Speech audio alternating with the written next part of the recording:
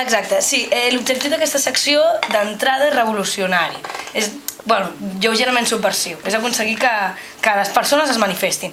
Però ja indica el títol que no s'hi val qualsevol persona per manifestar-se, perquè si s'hi valgués qualsevol persona per manifestar-se, ho faríem en Jordi i jo, com demostrarem ara mateix.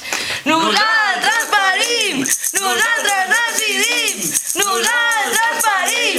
Nosaltres decidim! Que seria un exemple de manifestació en directe, però no serveix perquè no, és una crida a unes persones molt concretes, persones que han estudiat francès com jo a l'escola, d'una banda, i que a més se senten un dinosaure de l'altra banda.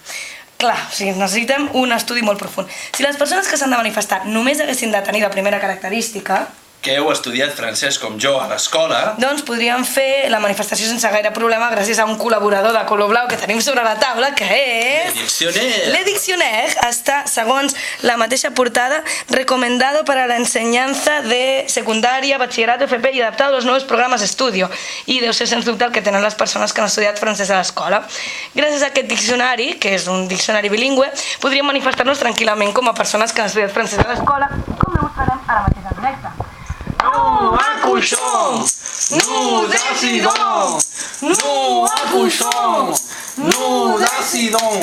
Doncs això seria nosaltres parim, nosaltres decidim en francès, però no serveix tampoc, perquè això només té en compte la primera de les característiques de les persones cridades a la manifestació. Que heu estudiat francès a l'escola. Però encara ens falta la segona. Us sentiu un dinosaure. I aquí es planteja una pregunta molt important.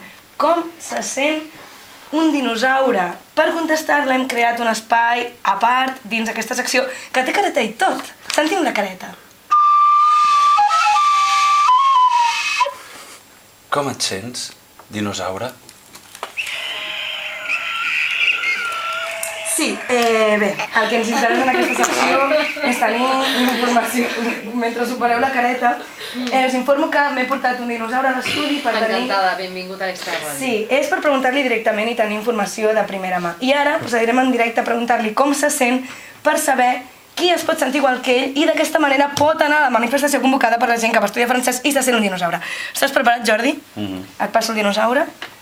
Endavant. És el traductor? No, ell li farà la pregunta de com se sent. Ah, perdó. Com et sents, dinosaure? D'entrada És sembla tímid. que no vol parlar. No vol parlar, però no passa res, no us preocupeu, estava perfectament previst perquè és un dinosaure de plàstic i no parla, perquè he anat a la biblioteca i he trobat l'increïble llibre sobre dinosaures que fa soroll. Els sons de la natura, dinosaures. Aquest és el nom, i aquest llibre no ens revela com se sentien els dinosaures, però podem saber què sentien els dinosaures amb total fiabilitat. Per això es diu... Els sons de la natura, dinosaures. Exacte, per exemple.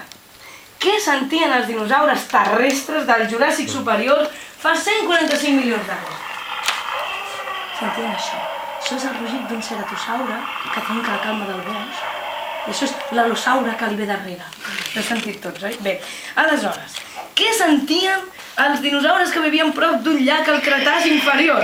Això, que són els platosaures i els llangardaixos alats que es barallen cridant pels arbres per endur-se al millor pres. Quin estrès, d'aquesta zona. Sens dubte, el Cretaci va ser un collon. Però, què sentien els dinosaures del Cretaci superior fa 70 milions d'anys? Això, que són les passes d'un tiranosaure i el seu bram terrorífic que ofega els crits de les preses que fugen. I això és una vaca que demostra que hem sentit molts sorollets perquè seguim sense tenir ni idea de com se senten els dinosaures.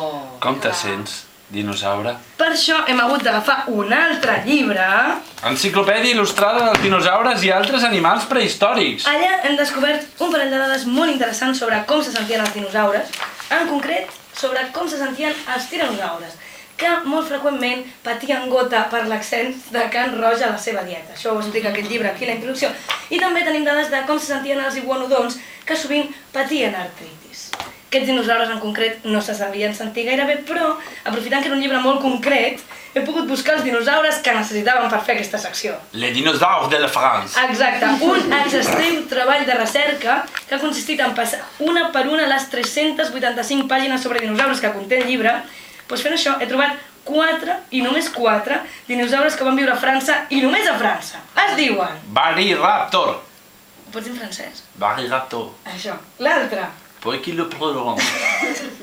Un tercer, Piroraptor. exacte, i l'últim. Ampelosaurus. Aquest, l'Ampelosaurus, és el que més ens ha, Ampelosaurus. aquest és el que ens ha agradat més, és un sauròpode europeu, és el sauròpode europeu que es coneix millor.